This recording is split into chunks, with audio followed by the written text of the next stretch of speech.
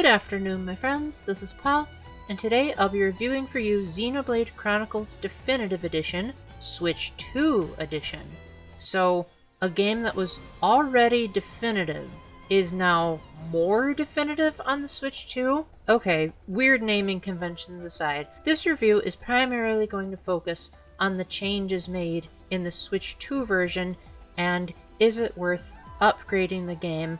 And if you haven't already bought Xenoblade Chronicles on the Switch, is it worth just paying the flat $70 for the whole package?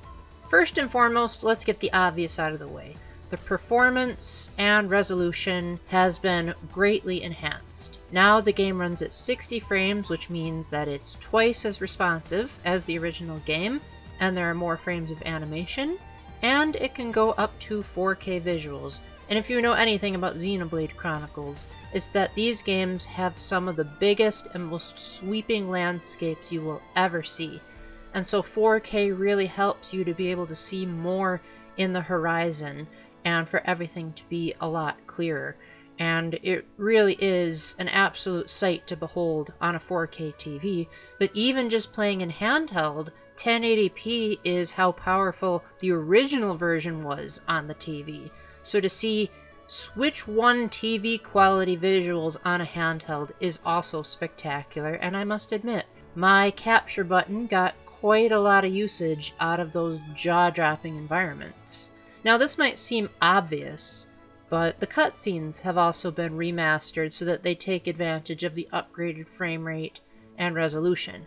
Now you might be thinking, oh Paul, that is such a no-brainer, what game doesn't do that? Age of Imprisonment didn't update the Tears of the Kingdom cutscenes, or even the new cutscenes for that matter, to be at 60 frames like the gameplay was. I personally didn't notice, but that's what I heard secondhand, so I'm glad to see that this game didn't fall into the same trap.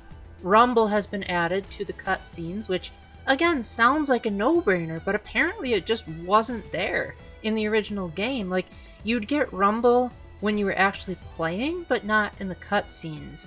Here, it genuinely feels really natural, like it has that first-party Nintendo polish, where the rumble feels like it's giving you the right sensation in the right place at the right time, and not just varying levels of intensity, as I've felt in third-party releases such as Final Fantasy VII Remake.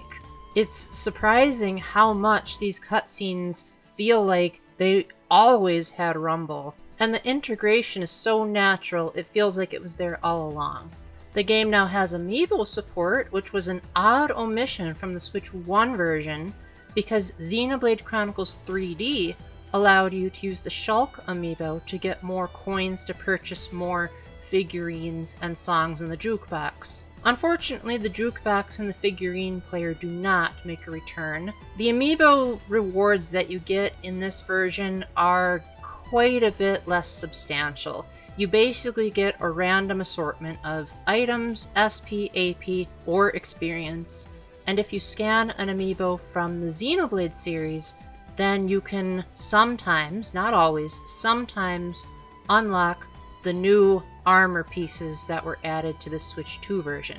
Speaking of which, there's a new mode of transportation called the Ether Jet. And the way that you get that is after you've finished the main quest at a place called the Refugee Camp, a Nopon will stop you and ask you to do a small fetch quest, which is honestly really easy. As long as you're level 15, you should be able to get past it no problem. Then just return to the Nopon, and you just press both trigger buttons at the same time in the open world, and you can just start riding around a jet bike. You have a boost gauge that allows you to go faster, and you can keep boosting as long as there's juice left in the gauge. If you run out, you'll have to wait for it to fully recharge before you can boost again. But if you happen to drive over items, then the boost gauge will slightly refill.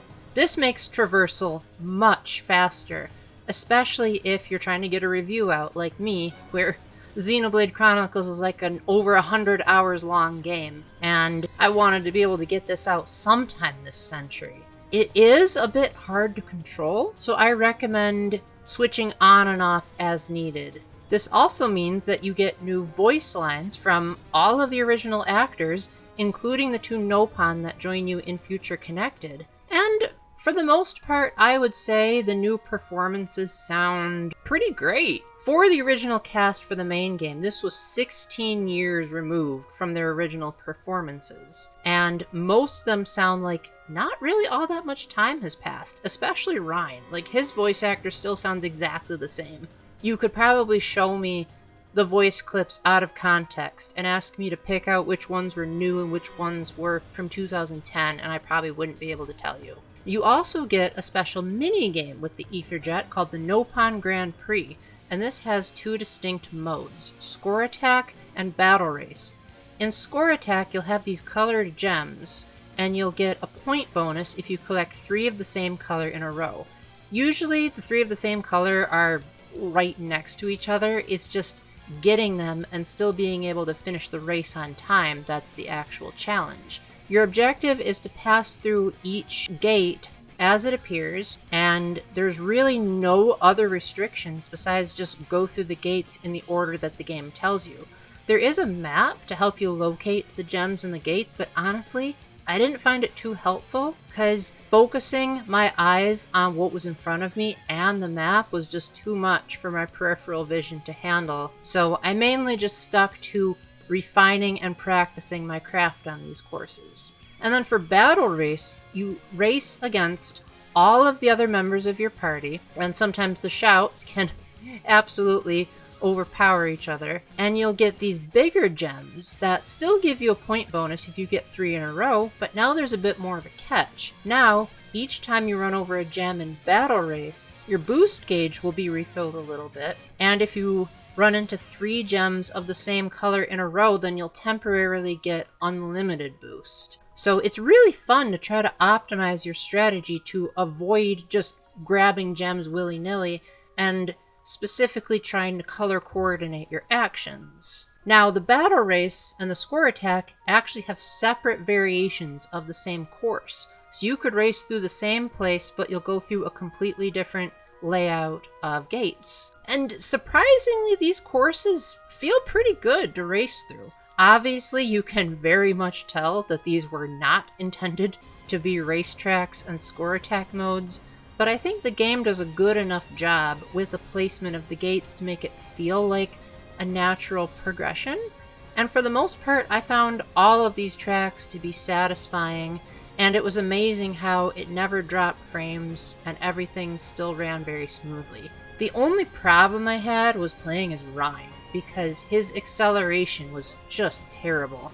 Each character has statistics, and Ryan's acceleration was only at 1 out of 4, I think. And even the voice actor seemed to realize that he was the worst character, because he'd say things like, "For crying out loud, turn!" I'm not going to attempt to butcher his accent. And he was the only character that I didn't beat all of the races with. So as a result, I had to buy his armor sets, which, that's your reward. If you beat the race in the battle races and get whatever score the game asks of you in Score Attack, you'll get 2 different versions of new racing gear. And if you happen to wear a full set of the racing gear on one character, that character will receive quite significant stat boosts to their handling and acceleration the next time they go on the Etherjet in the main game. And if you 100% all of the races and get full gear sets for everyone, then your characters will receive a permanent upgrade to their Etherjet even if they wear different outfits. Which, again, since I didn't finish the last couple of races as Ryan, I wasn't able to test this. But I do think it's nice that there's new gear to try out, especially because Xenoblade Chronicles generally have really amazing costume designs, and it's nice that you're able to get a few more of those. Speaking of the voice cast, now all of the heart-to-heart conversations are fully voiced. It did feel like an odd omission when I played through Future Connected, which is the new epilogue that the Switch 1 version added, and it had heart-to-heart moments, aka they were renamed to quiet moments, and they were fully voiced, but then they didn't update the main game so that its heart-to-hearts are fully voiced. Now, that is no longer an issue. Just like with the battle races, most of the time, for the ones that I was able to unlock, the actors still sounded really great. Karina Reeves as Fiora did sound a bit tired during these heart-to-hearts, but she was fine during the battle races and the score attack, so it makes me wonder if maybe they had different voice direction, or maybe it's like easier to give shouts when you're on an ether jet than having a full conversation with someone. But either way, of the heart-to-hearts that I was able to unlock, because they have some surprisingly strict requirements, I thought it was great to finally get voices to these scenes, and the voice direction made it feel natural. Like, you thought that they were fully voiced this whole time, but they actually aren't. And now that the Switch 2 edition is out, it helps the game feel more unified with Future Connected. As far as how I feel about returning to this game after playing Xenoblade Chronicles 3 and a little bit of X and 2, I honestly thought that it was a blast returning to the worlds of Bionis and Mechonis. I think, in my opinion, this game has the best combat system of any of the games in the series, and even all these years later, I felt like I could just jump right back in and not really have a problem. I felt like the rumble did a good job of indicating when my attacks were used effectively, as there wouldn't be rumble at all if I was standing in the wrong position. And with the 60 frames upgrade, it felt like there was next to no slowdown in the battles. Near the end of the main game, and a few times in Future Connected, there was a tiny little bit of slowdown, mainly because in Future Connected you can recruit Nopon soldiers to join your cause, and you can have, I think, up to 12 on screen at once, and that definitely caused the Switch 2 to chug a little bit, but surprisingly, what actually had more slowdown than the battles were some of the dialogue, of all things, and not the voiced dialogue, just the ones that were written for some of the side quests. That was so laggy, I would say that was the worst slowdown I've ever experienced in this entire series. And it's like, why writing? It's just an optional side quest. Why should this be so demanding of the game? But regardless, the game does run much better, and the visual quality is spectacular. Even after experiencing later games in the series, Xenoblade Chronicles 1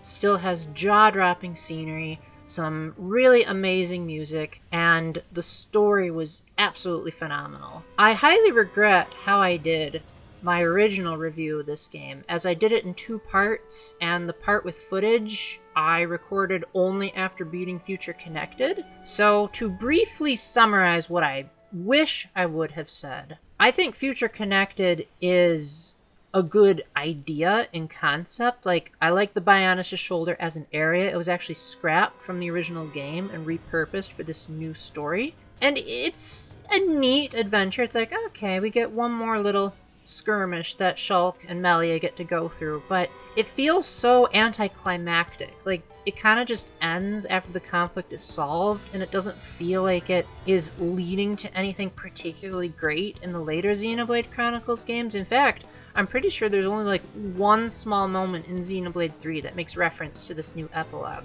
But the music is really great, and I really like how just about everything in Future Connected is open world, which is really a lot of fun to ride around in on the ether jet, because there's way more empty space than there was in the main game. But Future Connected feels more like more stuff to do on top of an already giant game. And I'm not going to complain about more content in a game that's already huge. As far as the main game, it's amazing that all of that originally came out on the Wii, as the definitive edition more or less just brought some quality of life tweaks without majorly overhauling the game. Stuff like giving you exclamation marks on your art icon so that you know when an attack will be effective, touching up the graphics, making it look like how you think you remember it, but then when you actually go back and play the Wii version, you realize it's quite blurry and ugly. It's much easier to see the characters' faces, and it just feels more up to the standards of Xenoblade 2 and eventually 3.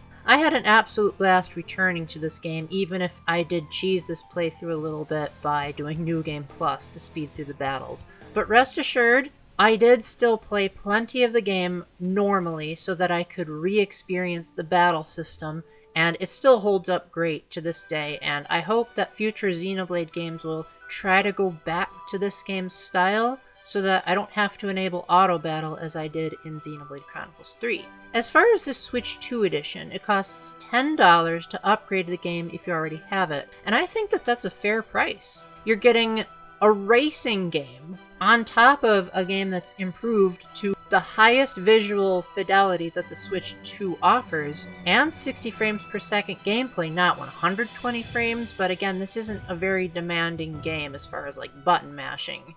It's more of an action RPG that's very light on the action part and more so an RPG, and I think 60 frames is perfectly acceptable except for those odd instances where the dialogue and side quests would be really slow. Even if you pick this game up at $70 with the full bundle including both, I still think that that's a fantastic price. Xenoblade Chronicles is a gigantic game with an amazing story. Even if Future Connected has a bit of a disappointing story, it still has a really fun, brand new area to explore that again was beta content scrapped from the original game. The voice acting is really great, and in most cases you would have a hard time telling apart the old lines from the new lines. While I don't think this upgrade is essential, like you could probably still have a blast playing Definitive Edition by itself, but I think the boost to resolution and frame rate will help the game feel like how it always should have been, but now more fully realized, unless we get, I don't know, Xenoblade Chronicles Definitive Edition, Switch 2 Edition better version, or whatever the next system has to bring us. But for now, I do think it's safe to say that the Switch 2 makes an already definitive game more definitive, and if you're a big fan of JRPGs, British voice acting, and a really unique twist on time travel and giant worlds, then you're going to have an absolute blast with Xenoblade Chronicles. Though do keep in mind, just in case this game isn't your thing, but you still want to try out the Switch 2 edition upgrades, you can rent the physical version, although as of the time of this recording, it is not out yet. And you can also jump right into Future Connected without playing the main story, although I don't recommend it, as it literally starts out with a cutscene of the final battle. I would highly recommend that you play the main game first before you jump into Future Connected, but I will say that even if you just skip the cutscenes and just run around the Bionis' shoulder freely, I think you'll still have an absolute blast. So with that, thank you very much for watching, my friends. If I left out anything, please let me know in the comments. And until the next time, remember to keep the faith, stay epic, and God bless. Bye!